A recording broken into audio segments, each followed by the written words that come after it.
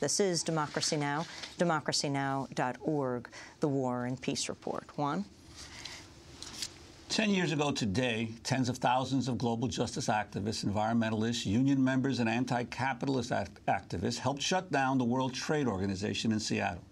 Today, the WTO is convening once again for a ministerial, this time in Geneva, Switzerland. Protests began on Saturday, and police fired tear gas and rubber bullets into a crowd of an estimated 3,000 to 5,000 demonstrators, arresting 33 people who were allegedly involved in breaking windows, looting, and setting cars on fire. Well, investigative journalist Greg Palast traveled to Geneva ahead of this week's talks. He met with the WTO Director General, Pascal Lamay, to see how much the organization and its priorities have changed over the past 10 years. As protests mount in Geneva today, we turn to Greg Palast's report, produced for Air America and Democracy Now!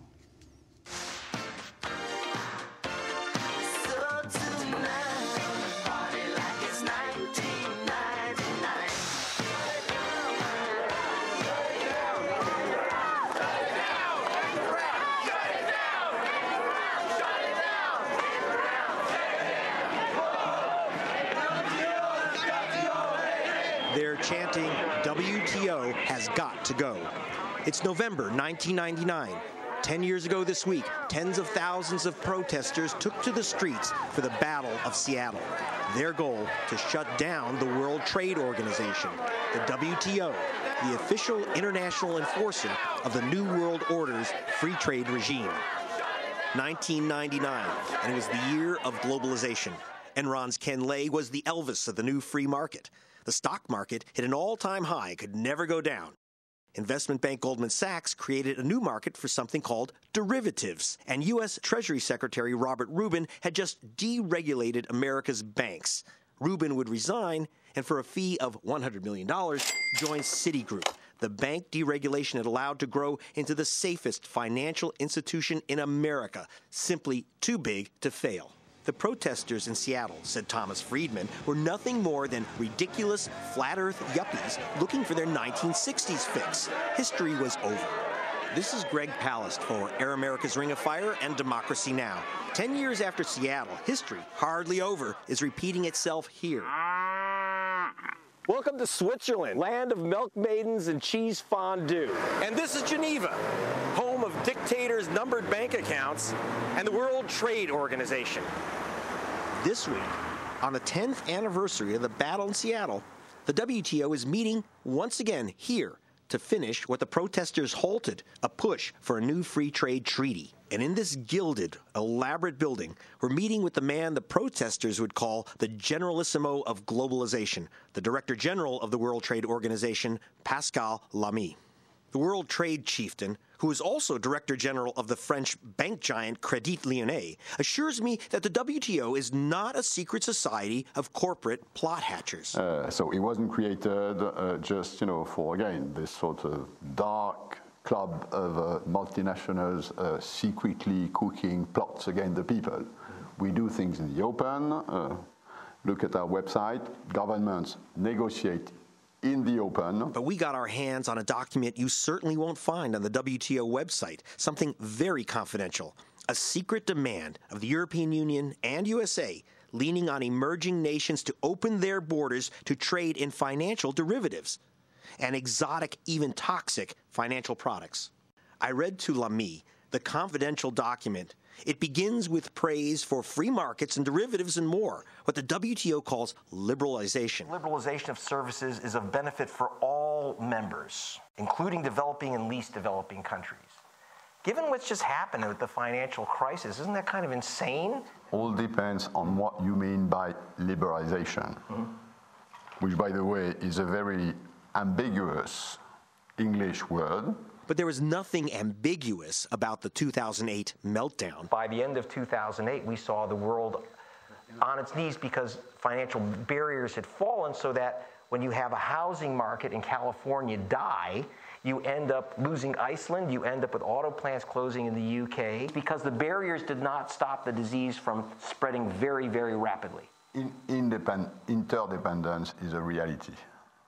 And this interdependence has a lot of good sides about freedom, about human rights, about technology, about media, about political, civil liberties. It's a huge plus for fundamental values for at least a part of the human population. So openness, interdependence is not something we should regret. Stepping back, closing, going back to the Middle Ages will not work. People don't associate human rights and derivatives trading, human rights and mortgage securitization. Well, they should. They should. Lamy says don't blame open trade for the spread of the bank crisis. Blame a lack of regulation. The cause of the crisis is not openness. The cause of the crisis is a lack of proper regulation. Then the banker likens derivatives to a mad cow. A sick cow in today's world doesn't cross borders because this is regulated. Financial activities are exactly the same, except that, in this case, toxic financial products could cross borders without any problem. But under WTO rules, there's a catch. If a nation dares close its borders to mad, toxic assets, that nation will have to pay a huge price. There is a price to pay to claw back, but remember that... What is the price? I don't understand. Well, I mean, if you claw back, if you close a market which you had opened, then the benefits which you've gotten in other markets for the price of opening your market will be rebalanced. Rebalanced is the fancy WTO term for massive penalties.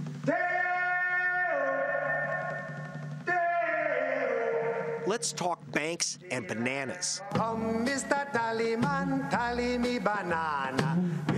The president of Ecuador told me he'd like to get out of the globalization jungle. All right, banana.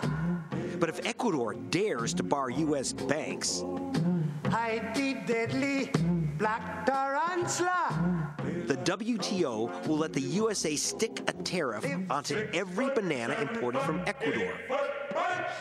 If the U.S. tallies those bananas, Ecuador's economy will go splat. There are no banana boats here on Lake Geneva, but down the shore from the elegant WTO are the modest offices of the defender of 51 banana exporting and other poor countries. We're at the South Center meeting with Martin Kaur. Martin Kaur, who's from Malaysia, is stunned that the U.S. and Europe, watching their own banks collapse from financial speculation, would force the third world to open their borders to these same failed practices. Well, down the street at the World Trade Organization, Pascal Lamay says he's pushing hard to open up trade in financial services. What's wrong with that? Why not let big hedge funds in with their credit default swaps and their derivatives? Because we've seen how Wall Street has been devastated and how Main Street has been devastated by these so-called new financial instruments with huge leverage, with devastating consequences, with booms and collapses.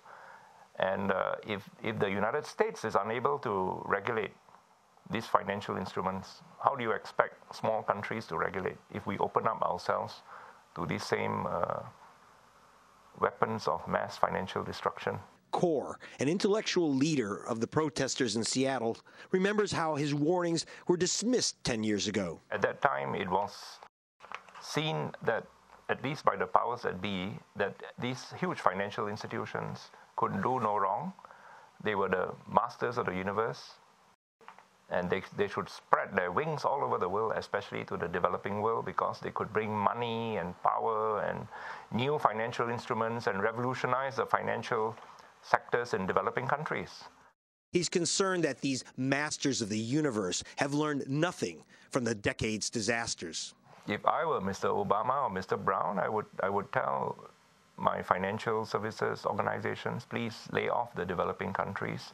Let's get our own act together. Let's learn the lessons ourselves of where we have gone wrong and reinvent finance before we tell the rest of the world to continue to replicate a model that has been found to be dysfunctional and doesn't work anymore.